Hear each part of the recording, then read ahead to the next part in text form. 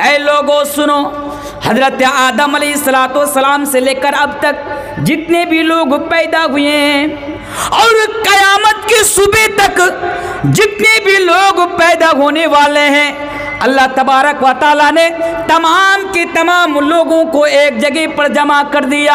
आप जो मेरे सामने बैठे हुए हैं, आपको भी पैदा होने से पहले अल्लाह तबारक व तआला ने अल्लाह तबारक व तआला ने अपने सामने हाजिर किया।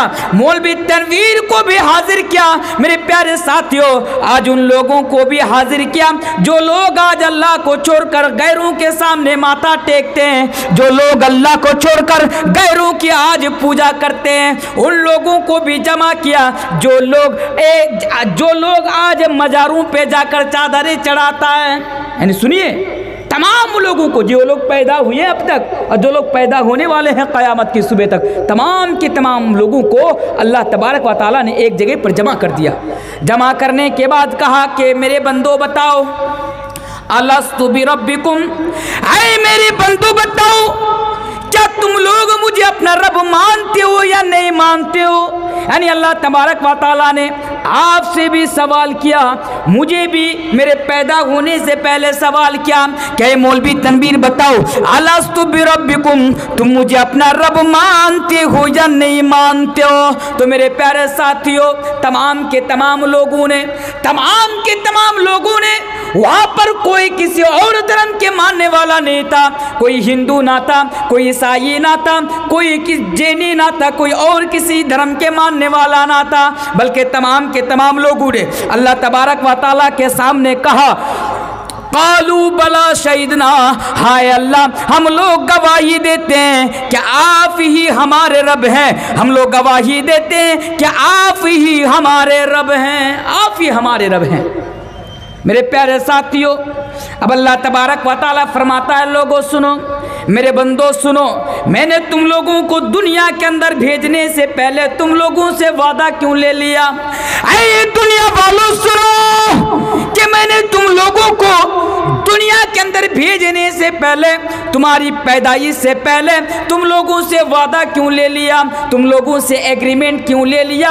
अंतक़ूलू यौमल क़ियामति इन्ना कुन्ना अन हादा गाफिलीन, ताकि तुम लोग कल कयामत के दिन ये कह ना सको कि अल्लाह हम तो जानते ही नहीं थे, ए अल्लाह हमें तो मालूम ही नहीं था कि आप ही हमारे रब हो, आप ही हमारे मालिक हो, और दुनिया में आप ही की सिर्फ पूजा करनी चाहिए थी, आपकी ही सिर्फ इबादत करनी चाहिए थी। अल्लाह हमें तो मालूम नहीं था।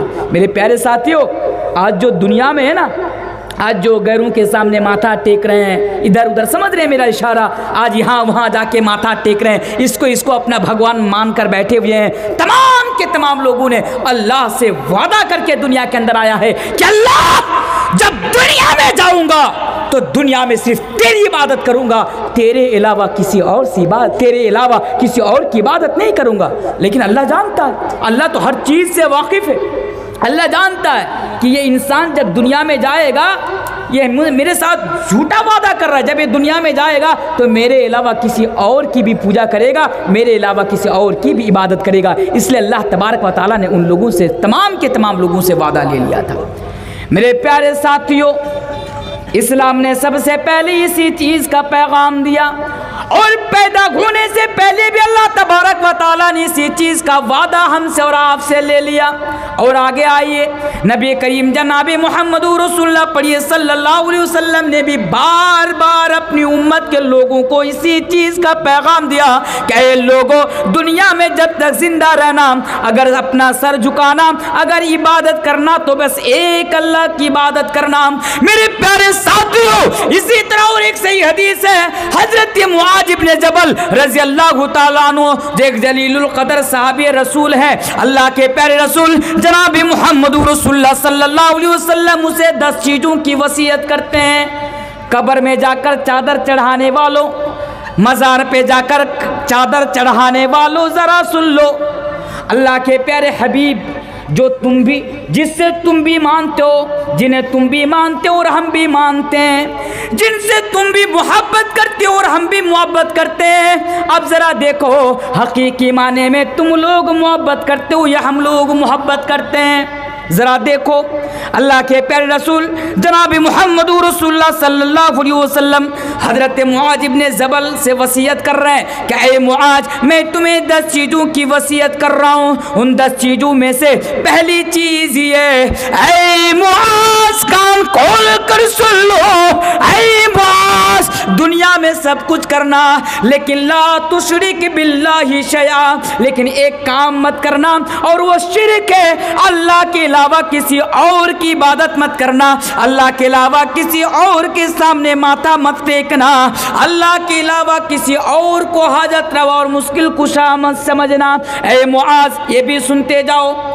मेरे प्यारे साथियों, मैं तो समझता हूँ कि इस हदीस को हिंदुस्तानी मुसलमानों को ज़्यादा समझने की ज़रूरत है। इस हदीस को हमें और आपको समझने की ज़्यादा ज़रूरत है। ज़रा देखिए, अल्लाह के नबी पहले हज़रत मुआज़ इब्ने जबल से कह रहे हैं कि ऐ मुआज़ इब्ने जबल सुन लो, अल्लाह के साथ किसी को शरीक मत करो, अल्लाह के साथ यानी शिरक मत करो, अल्लाह के अलावा किसी और के सामने माथा ना टेकाओ। ऐ मुआज़ ये भी सुन लो, अगर ऐसी सिचुएशन आ जाए, अगर ऐसी परिस्थिति आ जाए, अगर हालात बुरा शुभ हो जाए, अगर हालात नासाज हो जाए, तो ऐ मुआज़ सुनो, इन कुतिलता हुर्रिकता, क्या ये मुआज़ तुम अपने जिस्म को काट कर बोटी बोटी कर लेना। ऐ मुआज़ तुम अपने जिस्म को काट कर बोटी बोटी कर लेना, अपने जिस्म को जिंदा आग में अगर कोई जलाता है तो जला लेना, लेकिन एक अल्लाह को छोड़कर किसी गैरुल्लाह की पूजा मत करना, एक अल्लाह को छोड़कर किसी गैरुल्लाह की इबादत मत करना। मेरे प्यारे साथियों, अगर इस्लाम ने दुनिया इंसानियत को सबसे पहले, दुनिया के लोगों को अगर सबसे पहले किसी चीज़ से बचाया तो वो है शिर्क, शिर्क से बचाया, किसी चीज़ का पैगाम दिया तो वो है तौहीद, ला इलाहा इल्लल्लाह, अल्लाह एक है, अल्लाह के अलावा कोई माबूद नहीं, एकम ब्रह्मादित्य नास्ते नहीं ना नास्ते किंचन। मेरे प्यारे साथियों, इसी चीज़ का पैगाम दिया और जिन लोगों ने इसको स्वीकार कर लिया, जिन लोगों ने इसको एक्सेप्ट कर लिया, वो दुनिया में भी कामयाब और इंशाअल्लाह ताला वो आखिरत के अंदर भी कामयाब हो जाएगा। अब आइए ज़रा दूसरी चीज़ पर ज़रा गौर कीजिए कि इस्लाम दुनिया इंसानियत को वो दूसरा पैगाम क्या देता है। दुनिया इंसानियत को ये दूसरा पैगाम देता है कि तुम लोग अपने पड़ोसियों पर जुल्म मत करो। बताए ना वो हज़रत जाफ़र इब्ने अबी तालिब कि वह नुसीउल जिवार, हम लोग पड़ोसियों पर जुल्म करते थे। नबी आने से पहले हम लोग पड़ोसी पर अत्याचार करते थे, पड़ोसियों पर जुल्म क्या करते थे, लेकिन जब इस्लाम आया तो नबी अकरम जनाब मुहम्मद रसूलुल्लाह पढ़िए सल्लल्लाहु अलैहि वसल्लम ने हम तमाम को ये पैगाम दिया, हम तमाम को ये पैगाम दिया कि बस अपने पड़ोसियों का ख्याल रखो और अपने पड़ोसियों पर जुल्म मत करो। आइए इसके ताल्लुक से भी 2-3 हदीस सुनते जाइए। अल्लाह के प्यारे रसूल जनाब मुहम्मद रसूलुल्लाह पढ़िए सल्लल्लाहु अलैहि वसल्लम बयान फरमाते हैं, मन काना युमिनु बिल्लाहि वल यौमिल आखिर फला युदी जारहु। सही हदीस है। ऐ अपने पड़ोसियों पर जुल्म करने वालों, मैं ये पैगाम भी मैं आपको इसलिए देकर जा रहा हूँ। आज कितने ऐसे मुसलमान हैं, माशाअल्लाह हाजी साहब भी हैं, 1 मरतबा नहीं, 2 मरतबा नहीं, 3 मरतबा अल्लाह ने तौफीक दी तो हज कर आया। मौलवी भी हैं, नमाजी भी हैं, अल्लाह की राह में वो सदका भी करता है, अल्लाह की राह में वो ज़कात भी देता है। आप में से कितने ऐसे लोग हैं जब मदरसे का जलसा होता है 20,000, 30,000, 40,000 का चंदा देता, माशाअल्लाह अच्छी बात है, देना चाहिए। लेकिन मेरे प्यारे साथियों, आप ही में से कितने ऐसे मुसलमान हैं कि दूसरा काम तो ठीक ठाक है, लेकिन वो इंसान भी आज पड़ोसियों पर जुल्म करता है। लेकिन याद रखिएगा, मैं हदीस के हवाले से बता कर जा रहा हूँ, अगर जलसे में आकर अगर 40,000 का चंदा दे रहे हैं, मदरसे के नाम पर 1 लाख का चंदा दे रहे हैं, 1 मरतबा नहीं, 2 मरतबा नहीं, 3 मरतबा नहीं, 4 मरतबा नहीं, आप तो 5 मरतबा हज कर आए हैं। लेकिन कान खोल कर सुन लीजिए, अगर आप अपने पड़ोसियों पर जुल्म करते करते हैं, दूसरी तरफ अगर आप अपने पड़ोसियों पर अन्याय करते हैं, अपने पड़ोसियों पर जुल्म करते हैं, तो आपकी तमाम की तमाम चीज़ें बेकार चली जाएंगी। तमाम की तमाम चीज़ें आपकी बेकार चली जाएंगी। वो हदीस मैं आपके सामने पढ़ूंगा, पर इस हदीस का माना सुन लीजिए। अल्लाह के प्यारे हबीब जनाब मुहम्मद रसूलुल्लाह पढ़िए सल्लल्लाहु अलैहि वसल्लम बयान फरमाते हैं, मन काना युमिनु बिल्लाहि वल यौमिल आखिर फला युदी जारहू। क्या लोगों, अगर तुम लोग अल्लाह पर और क़यामत के दिन पर अगर ईमान रखते हो, कितनी बड़ी बात कही गई है इस हदीस के अंदर। लोगों, अगर तुम लोग एक अल्लाह पर और क़यामत के दिन पर, यानी उस दिन पर जिस दिन आपका हम सब का कच्चा चिट्ठा खोला जाएगा, जिस दिन हम सब का और आप सबका नामा यामाल हमारे हाथों में रखा जाएगा और कहा जाएगा कि पढ़ो अपने नामा यामाल को, वउदियल किताब फतरल मुजरिमीन मुशफिकीन मिम्मा फी व यक़ूलून या वैलतना मा लिहादल किताब ला युगादिरु सगीरतन वला कबीरतन इल्ला अहसाहा। उस दिन के बारे में अगर आप ईमान रखते हैं और उस दिन से अगर आप डरते हैं, तो अल्लाह के प्यारे रसूल फरमाते हैं, फला युदी जारहू, तुम्हारे घर के करीब जो पड़ोसी है उन पड़ोसियों पर जुल्म मत करो, उन पड़ोसियों पर अत्याचार मत करो।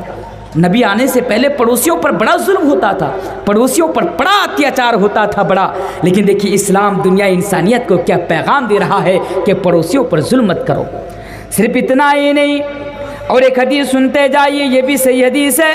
अल्लाह के प्यारे हबीब बयान फरमाते हैं, वल्लाहि ला युमिन, वो इंसान मोमिन नहीं, वल्लाहि ला युमिन, वो मोमिन नहीं, वल्लाहि ला युमिन, वो मोमिन नहीं। मेरे भाइयों, रात के 3 बज रहे हैं, रात के 3:30 बज रहे हैं। बहुत सारे लोग आपके गांव के जलसे में आए थे, लेकिन अभी वो जलसे में नहीं, वो घर चले गए। आप देखते हैं कि वो नमाज भी पढ़ता है, बड़ा परहेजगार है, बड़ा मुत्तकी है, लेकिन वो अपने पड़ोसियों पर जुल्म करता है, अपने पड़ोसियों के साथ झगड़ा करता है। तो जब कल सुबह घर जाइएगा तो उनको मेरे हवाले से यह हदीस सुना दीजिएगा कि रात के 3 बजे 3:30 बजे मौलाना तनवीर साहब तकरीर कर रहे थे और पड़ोसियों के ताल्लुक से यह हदीस बयान कर गए।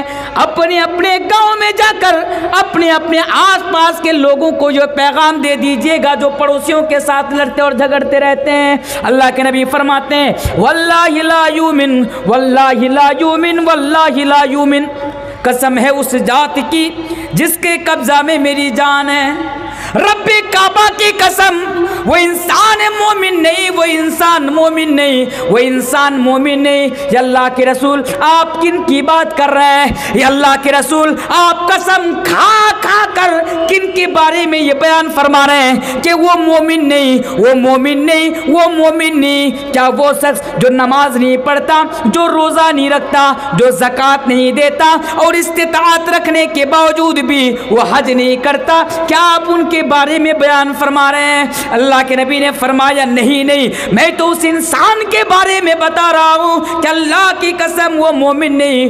कौन? वो जिनके शर से उसका पड़ोसी महफूज नहीं है। अल्लाहु अकबर। अल्लाह के प्यारे रसूल जनाब मुहम्मद रसूलुल्लाह सल्लल्लाहु अलैहि वसल्लम बयान फरमाते हैं कि अगर आपके सर से, अगर आपके हाथ से, आपके अन्याय अत्याचार और आपके जुल्म से अगर पड़ोसी महफूज नहीं है तो अल्लाह के रसूल फरमाते हैं कि आप मोमिन नहीं हैं, आप मुसलमान नहीं हैं। आइए और एक बड़ी ज़बरदस्त हदीस इस हवाले से, इस पैगाम के हवाले से बड़ी ज़बरदस्त हदीस और लास्ट हदीस मैं आपको सुना कर जाना चाहता हूँ। सबकी शादी हो गई है ना? शादी हुई कि नहीं हुई? सबकी हुई है? मुझे पता है किसी की भी शादी नहीं हुई है यहाँ पर, तभी तो बैठे हुए हैं। शादी होती तब थोड़ी ना बैठे रहते यहाँ पे। शादी हुई कि नहीं हुई है? अच्छा, हो गई है। देखिए गांव में जाइएगा ना, घर में जाइएगा, देखेंगे अक्सर पड़ोसियों के साथ लड़ने वाले, झगड़ने वाले अक्सर हमारे घर की औरतें होती है। सही बोला कि गलत बोला? हमारे घर की औरतें होती है जो ज़्यादा पड़ोसियों से लड़ती झगड़ती है। कोई ऐसा इंसान नहीं है जो पड़ोसियों से लड़ता ना हो, झगड़ता ना हो।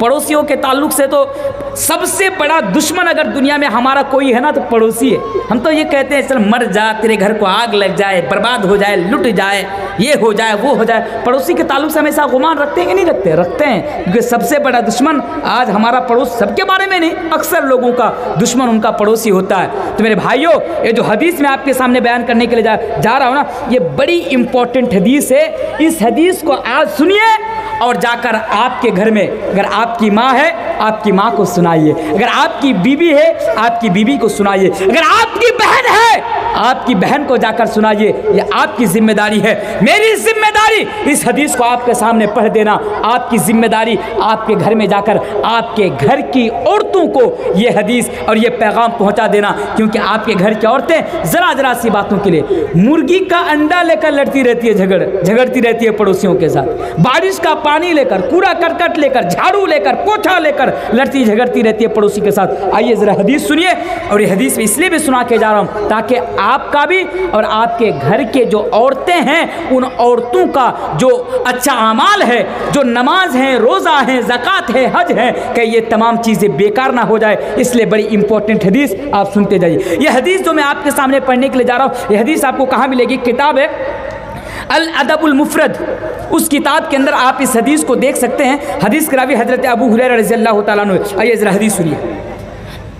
एक साहबी रसूल, अल्लाह के प्यारे रसूल जनाब मुहम्मदुर रसूलुल्लाह सल्लल्लाहु अलैहि वसल्लम के पास आते हैं।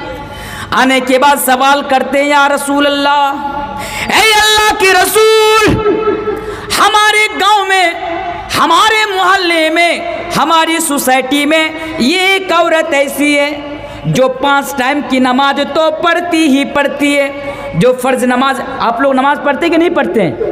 नमाज पढ़ते हैं? पढ़ते हैं? नहीं पढ़ते, पता है नहीं पढ़ते हैं। नमाज पढ़ के क्या कीजिएगा? मर कर तो देखिए, तब पता चलेगा कि दुनिया में नमाज क्यों नहीं पढ़े थे।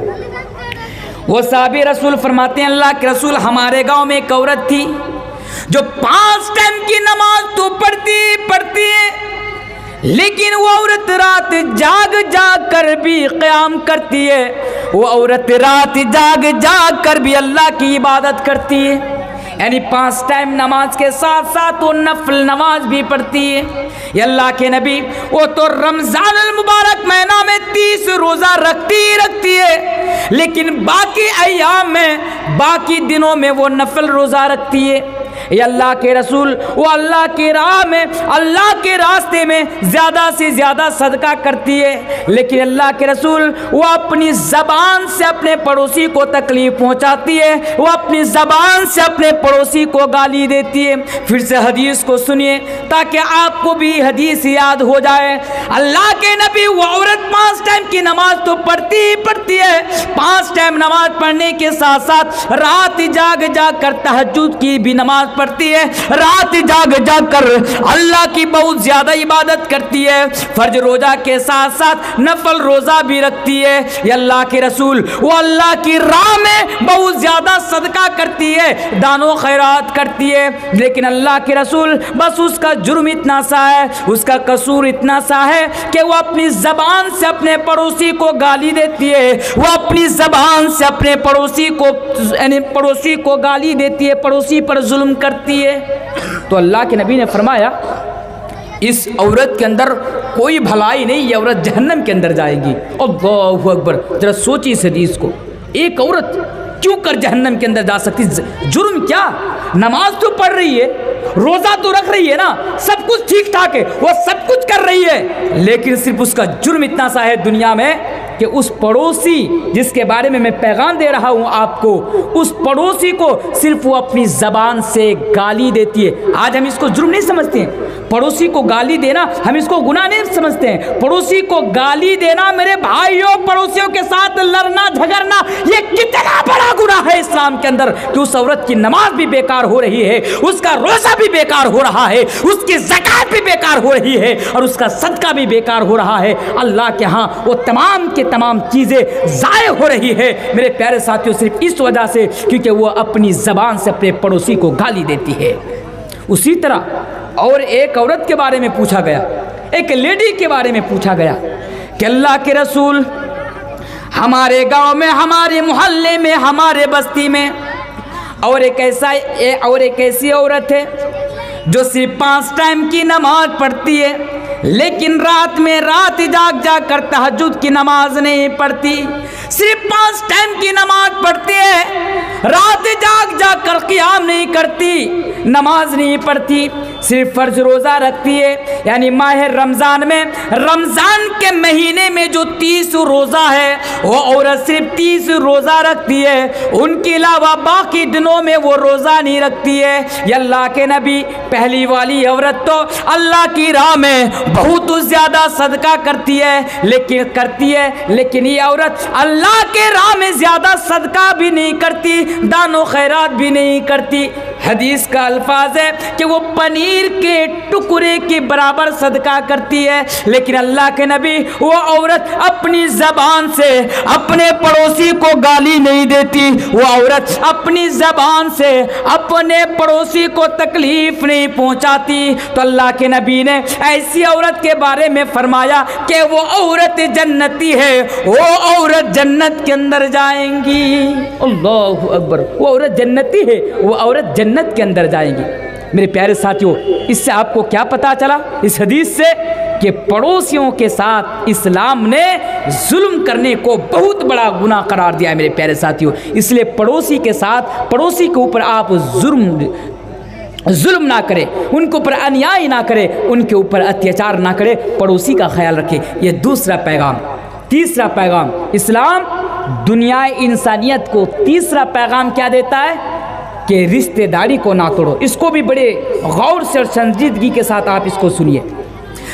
आप रिश्तेदारी को ना तोड़े। आज होता है ना हमारे गांव में, जरा सी बात हुई, भाई भाई से बातचीत करना बंद कर दे, रिश्तेदारी तोड़ देते हैं, भाई बहन से रिश्ता तोड़ देते हैं, बहन भाई से रिश्ता तोड़ देती है।